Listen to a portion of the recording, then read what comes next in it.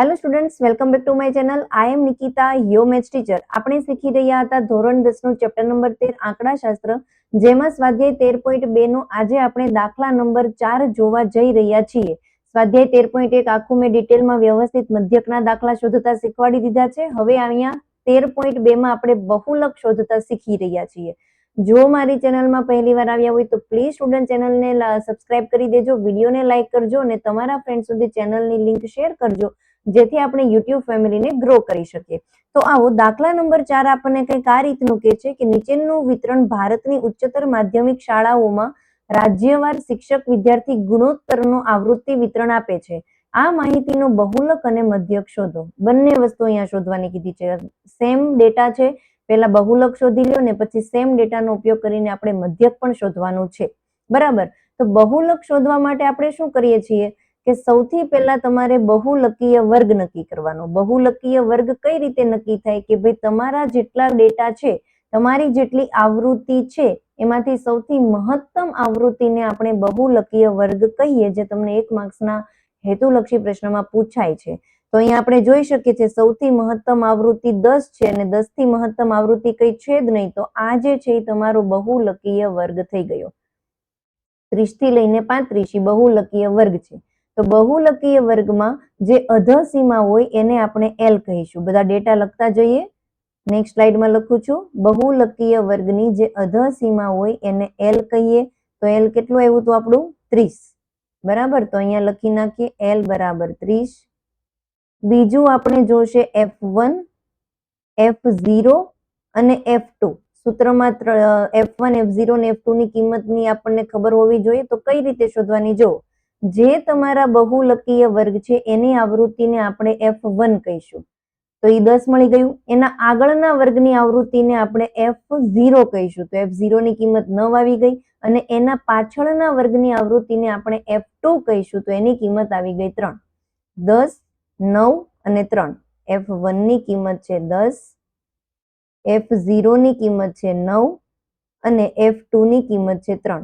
બીજું તમને હજી એક વસ્તુ જોશે H સૂત્રમાં, અને H ને કહેવામાં આવે છે વર્ગ લંબાઈ. એટલે કે જો અહીંયા 20 માંથી 15 બાદ કરો તો કેટલા આવે? 5 આવે. તો વર્ગ લંબાઈ આપણને મળી ગઈ 5. H મળી ગયું 5. રકમમાંથી પહેલા આપણે એટલી ડેટા ફાઇન્ડ કરી લેવાના. હવે બહુલક શોધવાનું સૂત્ર, બહુલકને આપણે કેપિટલ Z વડે દર્શાવીએ છીએ. તો Z બરાબર L વત્તા કાઉન્સ કરી દો F1 માઇનસ F0 ના છેદમાં 2F1 minus F0 minus F2 ગુણ્યા વર્ગ લંબાઈ H. આપણું બહુલકનું સૂત્ર છે. ડાયરેક્ટ કિંમત નથી મૂકવાની, પહેલા સૂત્ર લખજો અને પછી જ કિંમત મૂકજો. L ની કિંમત છે 30 વત્તા F1 છે 10 માઇનસ F0 ની કિંમત છે 9 છેદમાં 2 ગુણ્યા F1. તો F1 10 છે ને 10 નો ગુણાકાર આપણે 2 સાથે કરીએ તો આ થઈ ગયું 20. માઇનસ F0 ની કિંમત છે 9 માઇનસ F2 ની કિંમત છે 3 અને એને ગુણ્યા વર્ગ લંબાઈ H મળી ગઈ 5. આગળ આપણે જોઈએ નેક્સ્ટ સ્ટેપ. અહીંયા આવશે 30 વત્તા 10 માંથી 9 બાદ કરીએ તો 1 વધશે છેદમાં 20. જો 9 ની આગળ પણ માઇનસ છે અને 3 ની આગળ પણ માઇનસ છે. જ્યારે બંનેની આગળ માઇનસ હોય ત્યારે એવી બે સંખ્યાનો સરવાળો થશે, પરંતુ નિશાની આવશે માઇનસની. તો 9 અને 3 કેટલા થઈ ગયા? 12. પરંતુ નિશાની કઈ આવશે? માઇનસની, એટલે કે -12. સમજાણું? અને એને ગુણ્યા 5.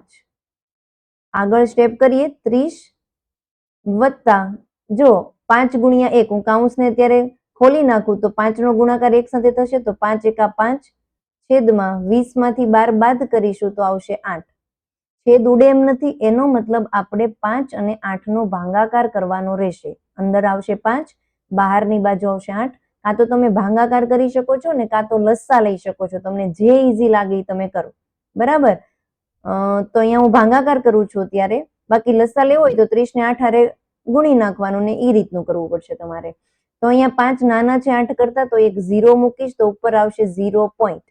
8 8 64 થઈ જાય, 7 8 56 થઈ જાય ને 8 6 48, એટલે 6 સાથે ભાગ આવશે. 8 6 48, 50 માંથી 48 જશે તો 2. અહીંયા 0 મૂકું, 8 દુ 16, 4 એક 0 ને 8 પંચા 40 આવશે, એટલે કે મને 5 ના છેદમાં 8 મળી ગયું 0.625. તો અહીંયા આપણું કરી દઈએ 30 વત્તા 0.625. 30 વત્તા 0 થઈ જશે 30 અને પોઈન્ટ પછીની રકમ એઝ ઇટ ઇઝ રહે 625. બરાબર? એક મિનિટ, ચલો અહીંયા આન્સર આપણો આવી ગયો છે, કંઈક મિસ્ટેક થઈ એટલે. તો તમારો આન્સર હતો 30.625. ક્લિયર? ચલો હવે આપણે મધ્યક શોધી લઈએ. ચલો તો આપણે શું શોધી લીધું? બહુલક Z શોધી લીધું અને જેની કિંમત આપણને મળી ગઈ 30.625. બરાબર? એક કામ આપણું થઈ ગયું, પરંતુ દાખલામાં હજી આપણને મધ્યક પણ શોધવાનું કીધું છે. તો આવો આપણે મધ્યક શોધી લઈએ. સેમ જે તમારું ટેબલ છે એને મેં એક કોષ્ટક બનાવી દીધું છે અને કોષ્ટકમાં 2 કોલમ તરીકે લખી નાખ્યું. તમારે શું કરવાનું? જ્યારે પણ તમે મધ્યકનો દાખલો ગણો ત્યારે વ્યવસ્થિત પહેલા કોષ્ટક બનાવી લો. આવૃત્તિ જે રકમમાં ઓલરેડી આપી જ દીધી છે એને આપણે FI વડે ડિનોટેડ કરીએ છીએ અને એ બધાનો સરવાળો કરી લેવાનો, જેને આપણે કહીએ છીએ સિગ્મા FI, કારણ કે આની જરૂર આપણે સૂત્રમાં પડશે. સરવાળો કરીએ તો 10 ને 9 19 ને 7 27 ને 3 30 30 ને 3 33 ને 2 35, એટલે કે સિગ્મા FI નો સરવાળો આપણને મળી ગયો 35. ત્રીજી કોલમ તમે ગમે એ રીતથી કરો, તમારું શોધવાનું રહેશે મધ્ય કિંમત, જેને આપણે ડિનોટેડ કરીએ છીએ XI વડે. મધ્ય કિંમત તમે કઈ રીતે શોધો? કે અધસીમા, જેમ કે અહીંયા શોધવી હોય તો વર્ગની અધસીમા છે 15 વત્તા વર્ગની ઉધ્વ સીમા છે 20 અને એને ભાગ્યા 2 કરવાનું. તો અહીંયા તમારું આવશે 35, 35 ના છેદમાં 2 જે થાય 17.5. તો પહેલા વર્ગની મધ્ય કિંમત આપણને મળી ગઈ 17.5. બરાબર? અને કાં તો તમે એમ યાદ રાખી શકો છો 15 થી લઈને 20 વર્ગ છે એમાં એક્ઝેક્ટ મધ્યમાં આવતી કિંમત 17.5. નેક્સ્ટ 20 ને 25 ની વચ્ચે આવતી મધ્ય કિંમત કઈ થઈ જશે? 22.5, 27.5, 32.5. 35 અને 40 વચ્ચે આવતી સંખ્યા 37.5, 42.5, 47.5 અને 52.5. આપણે મધ્ય કિંમતનું આખી કોલમ કઈ રીતે લખી સમજાઈ ગયું તમને? મધ્યમાં આવતી સંખ્યા એ લખવાનું, અથવા તો તમે શું કરો, જે આ સૂત્ર હતું એ સૂત્રની મદદથી પહેલા વર્ગની મધ્ય કિંમત શોધી લો અને પછીના બધા વર્ગમાં તમારી જે પણ વર્ગ લંબાઈ હોય ને ઉમેરતું જવાનું. એ પણ તમે કરી શકો છો. હવે હું અહીંયા પદ વિચલનની રીતથી આ દાખલો સોલ્વ કરાવવા જઈ રહી છું, એટલે હું અહીંયા UI શોધીશ. UI નું સૂત્ર છે xi - a divide by h. યાદ રાખી લેજો. આ પૈકી તમારે કોઈ પણ એકને a ધારવાનું. તમે ગમે એને, જેમ કે હું અહીંયા 32.5 ને શું ધારું છું? a. તો જ્યાં તમે a ધાર્યું છે એને આપી દો 0. 0 થી ઉપરની બાજુ બધી ઋણ સંખ્યા આવશે અને 0 થી નીચેની બાજુ બધી ધન સંખ્યા આવશે. ઉપર 1 થી શરૂઆત કરવાનું ઋણ નિશાનીની સાથે, -1, -2, -3. 0 થી નીચે પણ 1 થી શરૂઆત કરવાનું ને ધન નિશાની આવશે, એટલે કે 1, 2, 3 અને 4. ડન. નેક્સ્ટ અને છેલ્લી કોલમ, જેમાં આપણે FI UI શોધવાનું, એટલે કે FI ગુણ્યા UI ગુણાકાર કરવાનો. પ્લસ માઇનસ માઇનસ 3 તેરી 9. નેક્સ્ટ પ્લસ માઇનસ માઇનસ 8 દુ 16. નેક્સ્ટ પ્લસ માઇનસ માઇનસ 9 એકા 9. 10 નો ગુણાકાર 0 સાથે કરીશું તો જવાબ 0 આવશે. 3 ગુણ્યા 1 3, 0 ગુણ્યા 2 0, 0 ગુણ્યા 3 0 અને 4 ગુણ્યા 2 થશે 8. આ બધી જ આખી કોલમનો આપણે સરવાળો કરવાનો. તો સરવાળા માટેની સંજ્ઞા છે સિગ્મા, અને કોનો સરવાળો કરવા જઈ રહ્યા છીએ આપણે? FI UI નો. તો અહીંયા કરવાનું સિગ્મા FI UI. બરાબર? ચલો સરવાળો કરીએ તો પહેલા ઋણ સંખ્યાનો સરવાળો કરવાનો આપણે. તો 9 ને 9 18, 18 ને 6 8, 9 10 11 12 13 14, 14 ને 4 અને વધી આવશે 1, 1 2 3, એટલે કે આનો સરવાળો આવશે 34. પરંતુ કેવા 34 આવશે? -34. હવે ધન સંખ્યાનો સરવાળો કરીએ. 8, 9 10 ને 11 આવશે, પરંતુ કેવા 11? +11, કારણ કે જ્યારે ઋણ સંખ્યાનો સરવાળો કરવી ને ત્યારે માઇનસ આપવાનું ને ધન સંખ્યાનો સરવાળો કરવી ત્યારે પ્લસ આપવાનું. હવે આ બંનેનો સરવાળો કરવાનો બાકી રહ્યો. તો અહીંયા એક પ્લસ છે, એક માઇનસ છે, તો બંને વચ્ચે બાદબાકી થશે. 34 માંથી 11 જ્યારે આપણે બાદ કરીશું તો કેટલા આવશે? 23. 4 માંથી 1 જાય તો 3 અને 3 માંથી 1 જાય તો 2. નિશાની કઈ આપવાની ખાસ ધ્યાન રાખજો. અહીંયા +23 નહીં આવે, કારણ કે અહીંયા 34 ની નિશાની ઋણ છે અને મોટી સંખ્યા 34 હોવાથી આપણે મોટી સંખ્યાની નિશાની આપશું, એટલે અહીંયા તમારું આવશે -23. અહીંયા સુધી આઈ હોપ કોઈને બિલકુલ ડાઉટ નહીં હોય. એટલું તમારું નીટ અને ક્લીન પહેલા ટેબલ રેડી રાખી દેવાનું. હવે આપણે અહીંયા પદ વિચલનની રીત યુઝ કરી છે એટલે પદ વિચલનની રીતથી મધ્યક શોધવાનું સૂત્ર લખીશું અને બધી કિંમત ઉમેરીશું. બરાબર, તો ચલો નેક્સ્ટ આપણે કરીએ. ચલો આ બંને ઇરેઝ કરી નાખું. આપણે પદ વિચલનની રીતનો ઉપયોગ કરીએ છીએ તો એના માટેનું x બાર શોધવાનું સૂત્ર છે a વત્તા સિગ્મા fi ui ના છેદમાં સિગ્મા fi ગુણ્યા વર્ગ લંબાઈ h.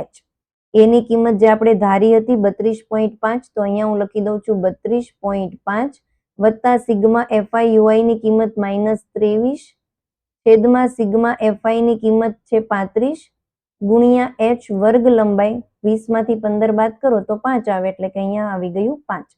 છેદ ઉડે એમ છે તો આપણે ઉડાડી નાખીએ 7 પંચા 35. નેક્સ્ટ સ્ટેપ તમારું થઈ જશે 32.5 પ્લસ માઇનસ માઇનસ 23 ના છેદમાં 7. ડન. આગળ જોઈએ આપણે 23 ભાગ્યા 7 કરી નાખીએ તો અહીંયા આવશે તમારું 23 ભાગ્યા 7 7 દુ 14 7 તેરી 21 22 23 બે વચ્ચે અહીંયા 0 મૂકું તો અહીંયા હું પોઈન્ટ મૂકીશ 7 દુ 14 6 1 0 7 8 56. છોડી દો હવે દાખલો આગળ કરવાની જરૂર નથી કારણ કે પોઈન્ટ પછી 2 અંક મળી ગયા. તો અહીંયા આવી ગયું 32.5 માંથી 3.28 ને બાદ કરવાના રહેશે. ચલો બાદ બાકી કરી નાખીએ આપણે 32.5 માંથી જ્યારે 3.28 ને બાદ કરીશું ત્યારે એક મિનિટ પહેલા હું આ ભાગાકાર છે ને એને ઇરેઝ કરી નાખું એટલે અહીંયા આપણને થોડીક સ્પેસ મળી જાય. બરાબર, તો 32.5 માંથી આપણે 3.28 ને બાદ કરીએ. અહીંયા 8 ઉપર એકય અંક નથી એટલે 0 મૂકવાનું. તો 0 માંથી 8 બાદ ન થાય એટલે 10 લીધો કોની પાસેથી 5 પાસેથી એટલે એનું 4 થઈ જાય. 10 માંથી 8 જશે તો 2, 4 માંથી 2 જશે તો 2, 2 માંથી 3 ન જાય તો 10 લઈએ એટલે અહીંયા આવશે 12 અને 3 પાસેથી 10 લીધો એટલે અહીંયા આવે 2. 12 માંથી 3 બાદ કરીએ તો આવશે 9 અને 2 માંથી 0 જાય તો 2. તો અહીંયા તમારો જવાબ ફાઇનલ મળી ગયો 29.22. આ છે તમારું મધ્યક x બાર. અહીંયા આપણો દાખલો કમ્પ્લીટ થાય છે. શું જવાબ આવ્યો તમારો?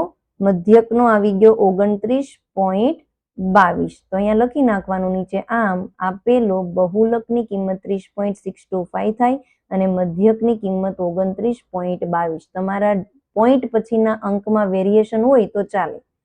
બરાબર. આઈ હોપ દાખલા નંબર 4 બધાને વ્યવસ્થિત અને ક્લિયર રીતે સમજાણો હશે. જો હજુ વિડીયો લાઈક કરવાનો બાકી હોય તો લાઈક કરી દેજો. મળીએ મારા નવા વિડીયોમાં નવા દાખલા સાથે.